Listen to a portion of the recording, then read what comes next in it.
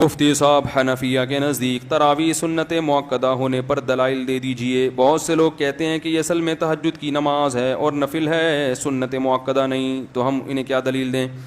ان سے پوچھیں کہ سنت مؤکدہ کی تعریف کیا ہے۔ کوئی بھی آدھی بات کر کے چھوڑ دیا کرے نا تو اس کی بات نہ لیا کریں، اس سے سنت مؤکدہ کی ڈیفینیشن کیا ہے۔ پہلے تو یہ پوچھیں کہ سنت کی دو قسمیں ہیں یا نہیں ہیں، ہو سکتا ہے وہ دو قسموں کا ہی منکر ہو۔ ایک صاحب ہیں، وہ یوٹیوب پہ بڑے مشہور ہیں، وہ کہتے ہیں سنت مؤکدہ کچھ نہیں ہوتی، فرض ہے یا بس سنت ہے۔ تو میں نے کہا ٹھیک ہے، کسی نے مجھے بتایا، میں نے کہا ٹھیک ہے، اگر کوئی فجر میں روزانہ 2 رکعت میں انا اعطیناک الکوثر پڑھ کے رکوع کر لیتا ہے امام صاحب، تو لمبی سورت پڑھنا کوئی واجب تو نہیں ہے نا، تو روزانہ فجر میں اتنی مختصر سورت پڑھتا ہے تو کیا مقتدی اس کو چھوڑیں گے؟ بولو نا، لوگ بولیں گے بھائی فجر میں کو طول دینا کیا ہے، سنت ہے۔ اب وہ کہے کہ سنت ہے، فرض تو نہیں ہے نا، تو ہم کہیں گے بھائی بے شک فرض نہیں ہے، لیکن یہ سنت مؤکدہ ہے۔ نبی نے ہمیشہ 2 فرض جو پڑھے فجر کے ان میں قرات، بولو بھائی، لمبی کی ہے۔ اگر آپ مختصر قرات کرو گے آپ کو امامت سے نکال، اب آپ قل اللہ پڑھ کے 2 رکعتیں پڑھ رہے ہو، حالانکہ فرض نہیں ہے لمبی قرات کرنا، واجب بھی نہیں ہے۔ تو سنت مؤکدہ کا مطلب کیا ہوتا ہے کہ یہ نہیں کرو گے تو قابل ملامت، لوگ ملامت کریں گے امام صاحب تھوڑی سی لمبی قرات کیا کریں، یہ انا اعطیناک فجر میں نہیں چلے گی، مغرب میں ٹھیک ہے۔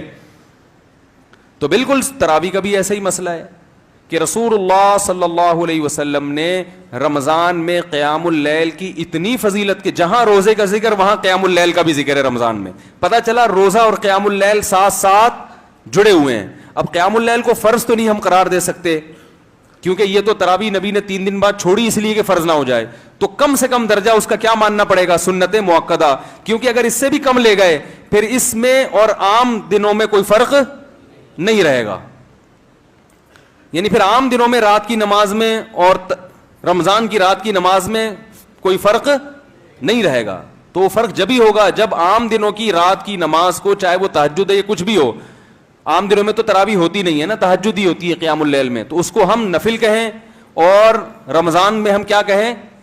سنت مؤکدہ۔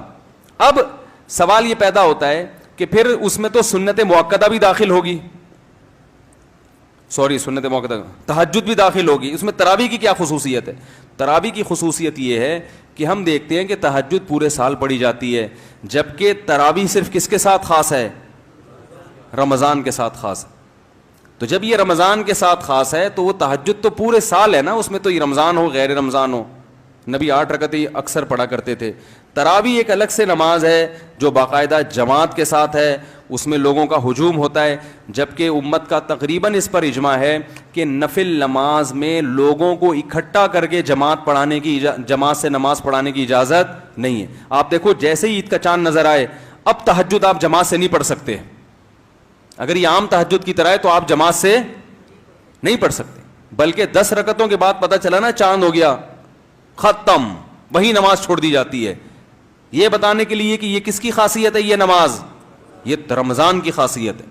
اس لیے علماء کہتے ہیں چونکہ یہ رمضان کی خاصیت ہے تو حدیث میں جو آتا ہے قیام اللیل، اس میں یقیناً وتر بھی داخل ہے، تہجد بھی داخل ہے، تراویح بھی داخل ہے، لیکن اس قیام اللیل کا اولین مصداق تراویح ہے، سمجھ رہے ہو؟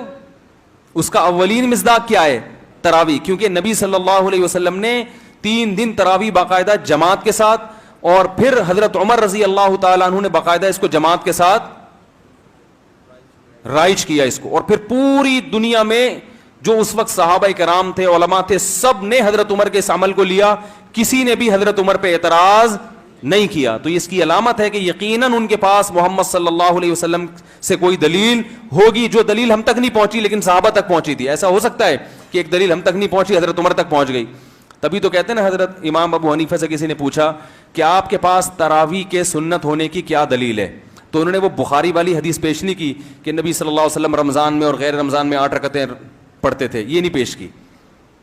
اگر یہ تراویح کی دلیل ہوتی نا تو امام حنیفہ اس مشہور حدیث کا حوالہ دیتے کہ حضرت عائشہ سے یہ مروی ہے، بلکہ انہوں نے کیا دلیل دی؟ ما رأیت عمر مبتدعا، میں عمر بن خطاب کو بدعتی نہیں سمجھتا۔ کیا مطلب؟ عمر بن خطاب کے پاس یقیناً کوئی دلیل ہوگی۔ اگر وہ 8 رکعتیں جو رمضان غیر رمضان میں وہ تراویح کی دلیل ہوتی تو امام مالک اس حدیث کو اپنی کتاب میں ذکر کرتے ہیں، لیکن 20 رکعتوں کا قول 8 رکعتوں کا قول نہیں کرتے. اس سے پتہ چلا کہ امام مالک بھی اس حدیث سے تراویح مراد نہیں لے رہے. اور جو موطا کی حدیث ہے جس میں آتا ہے کہ حضرت عمر نے 8 رکعتیں شروع کروائی ہیں, وہ بھی حدیث ضعیف ہے. اس کی بھی بڑی دلیل کیا ہے کہ اس حدیث کو موطا امام مالک کے جو مؤلف ہیں امام مالک وہ نہیں مان رہے.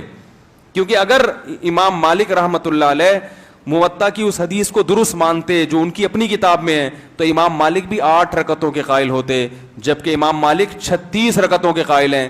تو بھائی نہ حضرت عمر کی 8 رکعت والی روایت کو امام مالک مان رہے ہیں, نہ حضرت عائشہ کی تہجد والی 8 رکعت کو امام مالک مان رہے ہیں, نہ امام شافعی اس سے استدلال کر رہے ہیں, نہ امام احمد بن حنبل استدلال کر رہے ہیں, اور نہ امام حنیفہ استدلال کر رہے ہیں.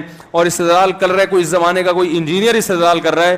تو یا تو وہ چاروں کی فہم غلط ہے, اور آج کے دور کے پلمبر اور انجینئروں کو اللہ نے بے پناہ علم اور فراست عطا فرمائی ہے, یا پھر یہ غلط ہے اور وہ کیا ہے, وہ صحیح ہے. تو ایک شاعر ہے نا, بتاؤ تم کس کا ساتھ دو گے, وہ سنیے ایک نظم, ادھر ہے نفرت ادھر, وہ ایک نظم تھی, ادھر خدا ہے اور ادھر ہے نفرت وغیرہ وغیرہ ایسا کر کے. تو ایک ایسا طرز عمل جس سے تمام مجتہدین پر سے اعتماد ختم ہو رہا ہو وہ زیادہ بہتر ہے, یا قرآن و سنت کی ایسی تشریح کی جائے جس سے مجتہدین پر اور زیادہ اعتماد پیدا ہو رہا ہو. تو حضرت عمر نے جو شروع کروائی وہ بھی قیام اللیل ہے, تہجد بھی قیام اللیل ہے, اور وطر بھی قیام اللیل ہے. لیکن جب رمضان میں قیام اللیل کی بات آئے گی تو سب سے پہلے ذہن کہاں جائے گا, اس نماز کی طرف جو رمضان کے ساتھ خاص ہے, اور وہ تراویح ہے. تو اس لیے علماء تراویح کو عام نوافل کی طرح نہیں بلکہ سنت مؤکدہ کہتے ہیں. اور چونکہ جمہور کے نزدیک 20 رکعتیں ہیں, امام احمد بن حنبل سے 2 قول ملتے ہیں, 20 رکعتوں والا بھی, اور ایک اختیار بھی دیتے ہیں کہ اس بارے میں جتنی روایتیں منقول ہیں, 8 کا وہ بھی نہیں کہتے, کہتے ہیں 16 بھی منقول ہیں, 36 بھی منقول ہیں, 24 بھی منقول ہیں, تو ان میں سے جتنی چاہے پڑھ لو. لیکن دوسرا قول امام احمد کا بھی یہ ہے کہ بہتر کیا ہے, 20 رکعتیں. مختار ان کے نزدیک بھی ہے, اور باقی تینوں ائمہ سے تو صراحت ہے 20 رکعت سے کم کا کوئی قائل نہیں ہے. تو اس لیے علماء احناف کا یہ فتویٰ ہے کہ 20 رکعتیں ہی سنت مؤکدہ ہیں.